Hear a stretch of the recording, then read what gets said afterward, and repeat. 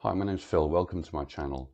I'm going to go through some sacred geometry in a way that I haven't seen elsewhere online, because I can see continuity in what seems to be disparate, different things.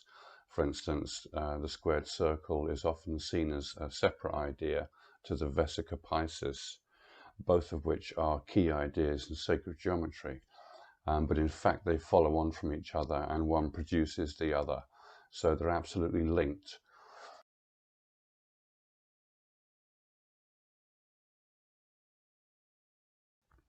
Of course, the term sacred geometry refers to geometry that apparently has something to do with reality, because reality associates with divinity, as is supposed to be a product of divinity if we take metaphysics seriously.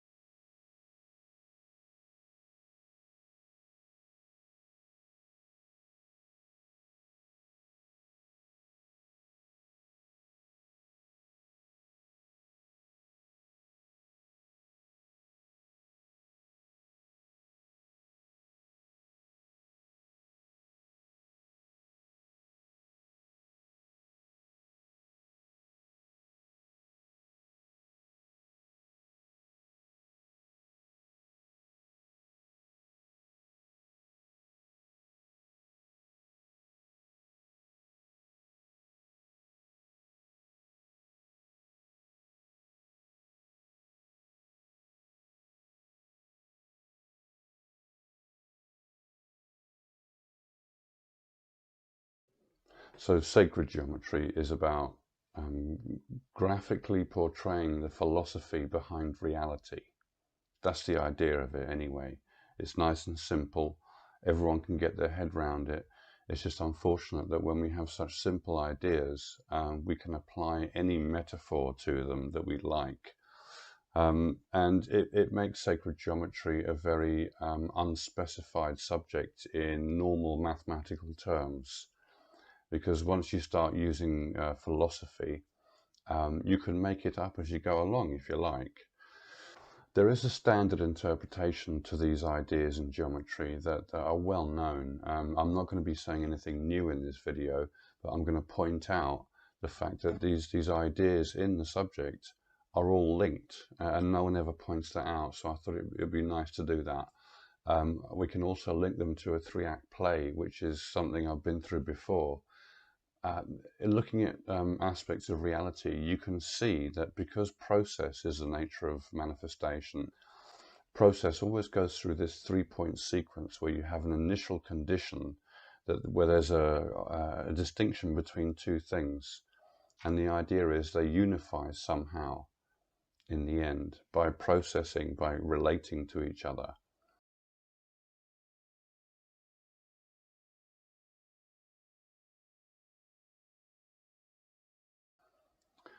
In the same sense, the squared circle can be thought of as a three-act play where we start off with discreteness. We arrive at continuity, which has an enormous range of potential.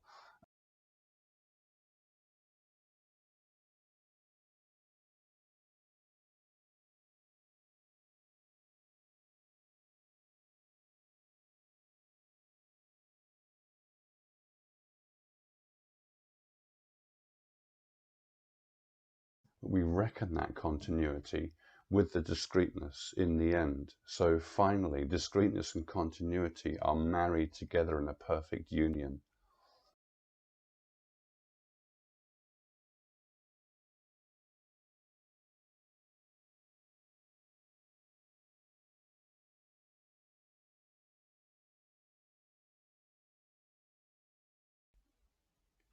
The usual process of producing a squared circle is the issue of defining a central point in what is infinite.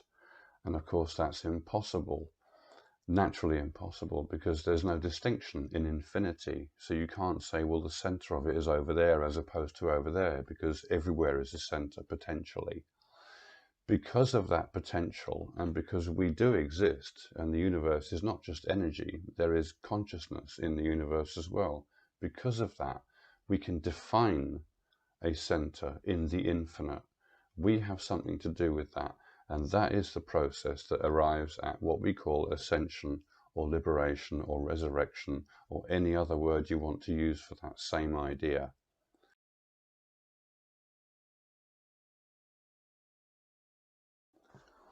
To square a circle means to find its center specifically, and the way you do that apparently in tradition is to construct a square with the same perimeter as the circle. The reason you're doing that is because you're turning the transcendental nature of pi, which is unmeasurable, unspecified, because the number goes on forever after the decimal point, you're turning that into something that you can measure and figure out. And the idea is that once you create the square, all you have to do is connect opposite corners, and they define automatically the central point. And the metaphor there being used is that in life, by discovering physical reality and its nature, we ultimately end up defining what we are as a result, because we are not all those things that we measure. We find we are the unmeasurable ourselves. So squaring the circle relates to the human being. A divinely inspired human being is a person who's going to define a center to the infinite.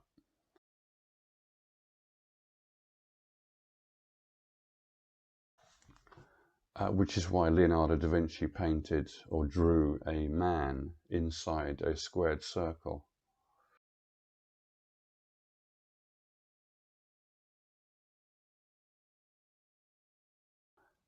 In standard maths, it's known that squaring the circle is impossible with the restriction of having a compass and a ruler only. It can be done otherwise, but with that restriction, you see, the old Greeks wanted to be able to do that. They wanted to be able to just draw arcs and come up with some scheme that would square the circle, and in doing so would reveal something about the nature of reality geometrically.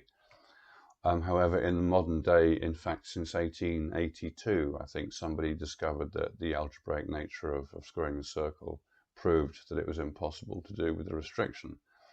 And on Wikipedia, there's a very simple entry about this issue, where it says, despite the proof that it is impossible to square the circle, attempts to square the circle have been common in pseudo-mathematics, i.e., the work of mathematical cranks.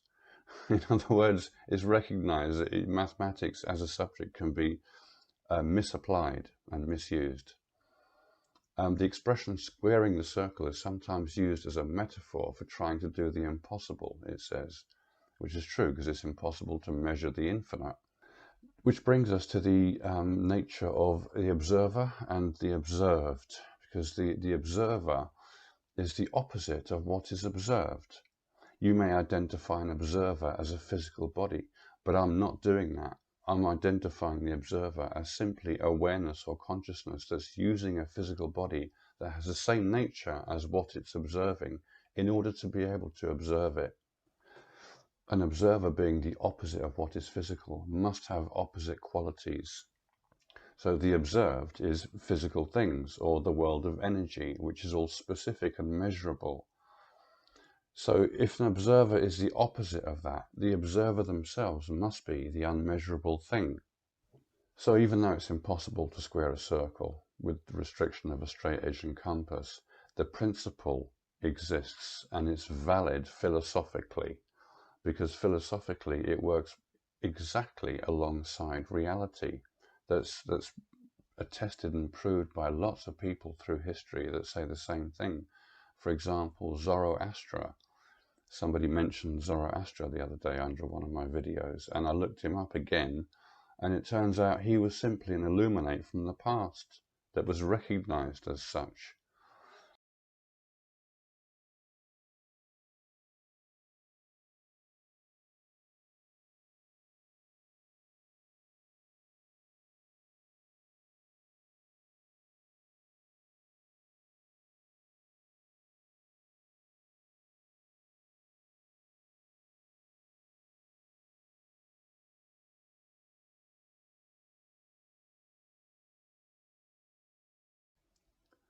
So once we've squared the circle, we've found the complete range of an observer. We've defined the complete range of an observer. So the nature of the observer is the infinite undefined in these terms. And therefore squaring the circle must be a personal issue. Not only that, it must be an impersonal issue as well, because it relates the observer to the observed. If you look at the squared circle graphic that shows just a point with a circle around it, we can take the point to be the observer and the circle to be what they observe. There is now a relationship between the two that's understood, whereas before it was undefined, like when you're young and you look at the world and you don't understand it. Later on as an adult, you come to understand it more and more. You square the circle of your reality in this sense.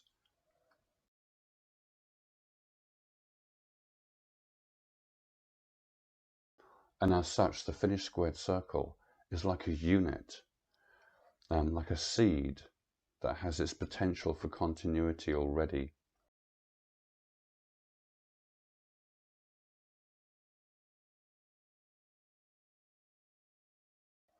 So in our 3-act play that we apply to squaring the circle process, that starts with a point, becomes a circle, becomes a pointed circle, we can now take our pointed circle as our first act, because all you've got with a squared circle graphically are 2 points.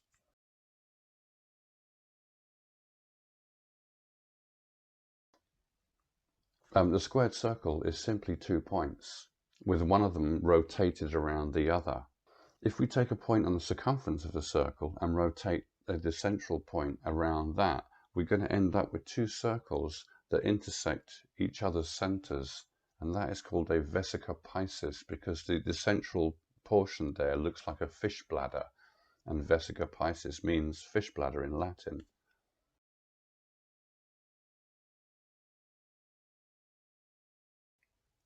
Of course, the vesica piscis is famous throughout the world in association with the birth of the Son of God in Christian iconography. And of course, it produces the basic shape of the fish, which is also a Christian symbol.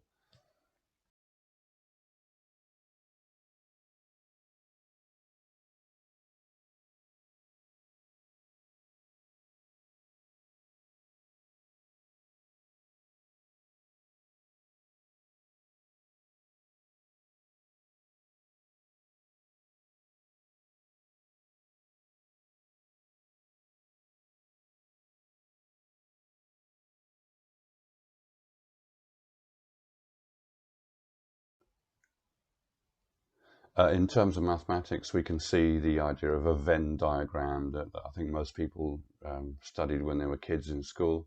You know, that this circle represents this idea, this one that idea. When they merge together, the bit in the middle is when the bits of the two identities become the same or relate to each other. And in the same sense, we can say, well, if there's 2 circles and we're being philosophical about it, we can simply identify them as spirit and energy, which are the 2 opposites of reality. Of course, it's exactly the same opposition as observer and observed, precisely the same.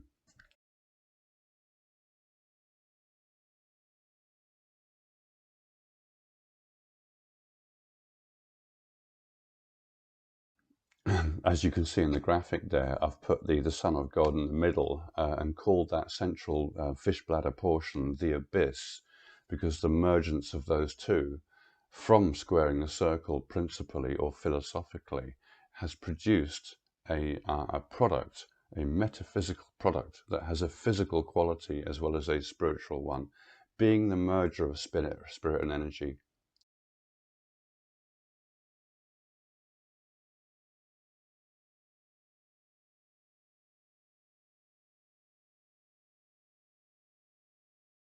Whereas in the squared circle we had just 2 points to think about. Now that we've got the vesica, we can see that each circle is the fullness of the potential of range in the relationship between those 2 points. And as 2 points, they relate directly to the second layer on the tree of life, which goes from 1 to 2.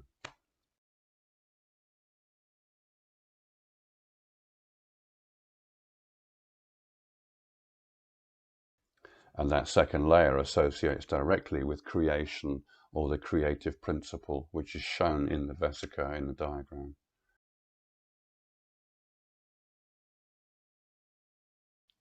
And now with the vesica, we have 4 points of interest because the circles intersect, giving us a point of interest where they intersect. And they also contain their 2 centers, of course. And now we have 4 points associating with the vesica, which directly associates with the Son of God, who also associates with the 4 elements, being the creator as well, apparently, of the universal tree, the tree of good and evil.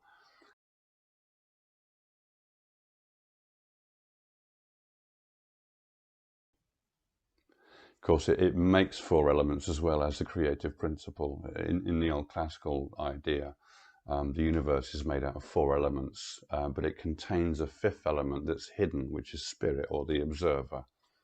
So the pentagram shape is going to be associated with the 4 elements, the top point of which is spirit.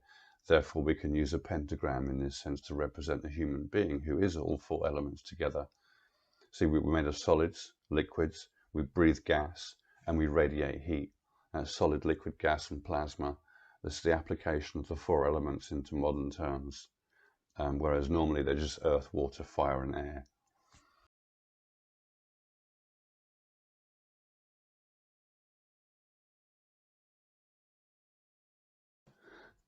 In this 15th century manuscript, we can see Christ depicted in a double vesica. So there's a vertical one and a horizontal one. Christ personified as a godlike human is the light at t = 0, which is the timeless state that light exists within permanently.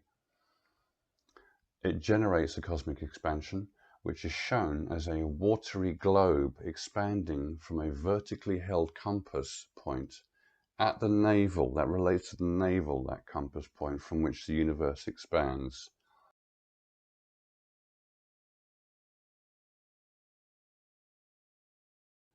The compass signifies measure and control, the gaining of measure, as axis mundi. So that vertical nature there is saying, here is axis mundi, and Christ is at the top of that, as if he's crowning the concept of finding the center of the infinite, the impossible.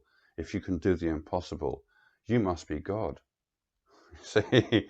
So inside that vesica shape, the very simplicity of it, we can immediately draw a triangle that's equilateral and section it off into 4 parts. It shows we can derive our metaphysical triangle, which associates as the seed of creation in the vesica Piscis structure.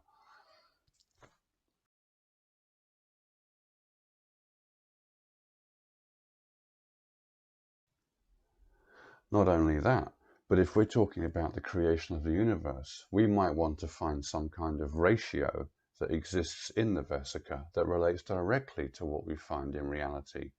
And that's precisely what we find, because the definition or the foundational derivation of phi, the golden section, can be found in the vesica also, because that central fish bladder portion can be surrounded perfectly by a double square.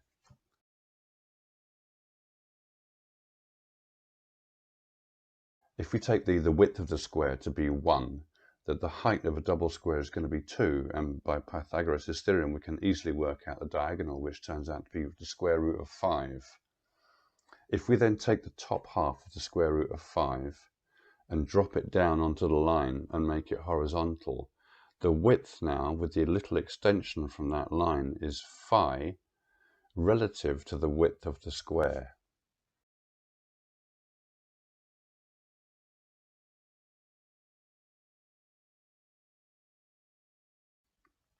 In other words, the double square which is embedded in the vesica shape has produced the growth proportion that we find throughout nature.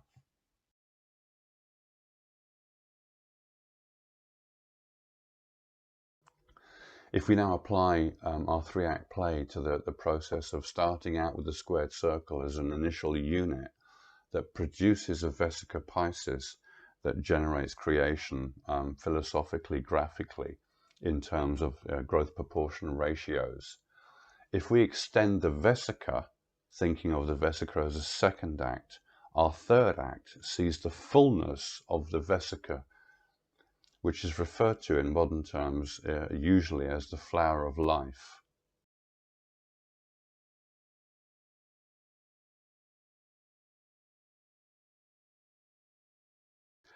It was coined the flower of life by somebody called Drumvalo Melchizedek. He's an American guy who talks about it. If you want to look him up, he's on YouTube. The flower of life shape is also found on a temple wall in Egypt. I think it's Abydos.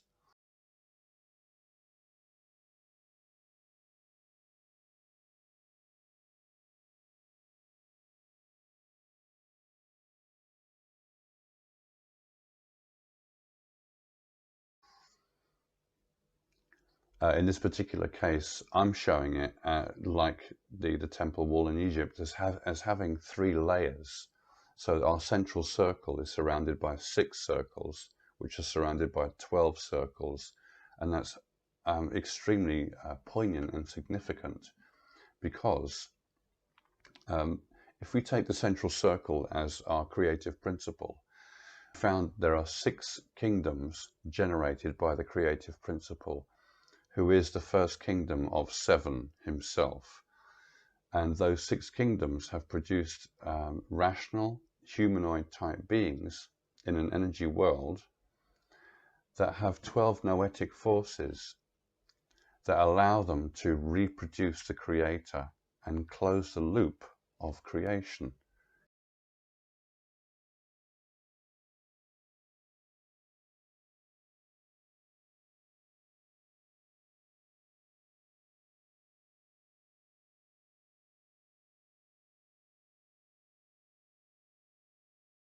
And in the same way that we find metaphysics is like a seed that produces the tree of good and evil that we refer to as the cosmos, that then produces a rational being that can reproduce the original creator. What you have there at the beginning and at the end is metaphysics, and metaphysics has 3 aspects with a 4th that relates to all 3. So if our squared circle is like our metaphysical seed that generates the cosmic tree, the flower of life, having 3 layers, is like saying in these terms, metaphysics closes its own loop.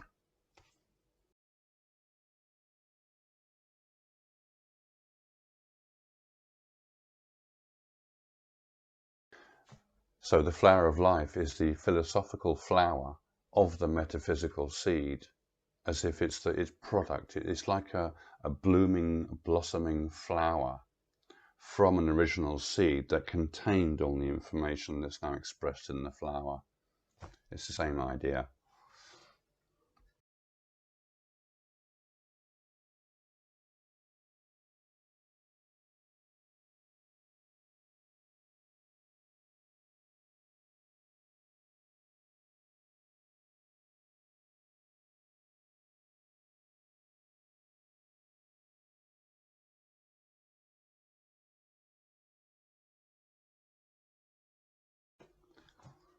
So sacred geometry in general, as the philosophy of reality, gives us circles and squares. That's very simple. Or spheres and cubes if we think 3-dimensionally, as the geometric archetypes of form and structure. Manifest fullness is square, cubic, and discrete, measurable, whereas spiritual fullness, as the opposite, is circular, spherical, and continuous. The light is born when 2 extremes fuse together in the individual's understanding, who, inspired by divine union, because you meet God first when you end up understanding these things in your ascension, understands how all is one and God is all there is. Because if God is eternal, God is the only sustenance, and that's your true self. So you see, you are an eternal issue going through transient changes to understand the fullness of your own self. The product of this transformation within, in understanding, is angels, who are aspects of God nature in action, So in the same sense that a simple squared circle processes and expands out and becomes a flower of life, which is lots and lots of circles, if you apply that to initially God, who is alone, producing a cosmic tree of good and evil that produces a multitude of angels, it's the same principle as a single seed that grows a tree that produces a multitude of seeds.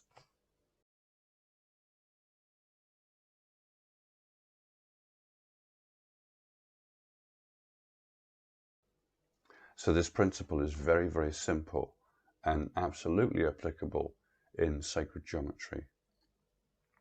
I hope that makes sense. Thank you for listening, and I'll see you very soon.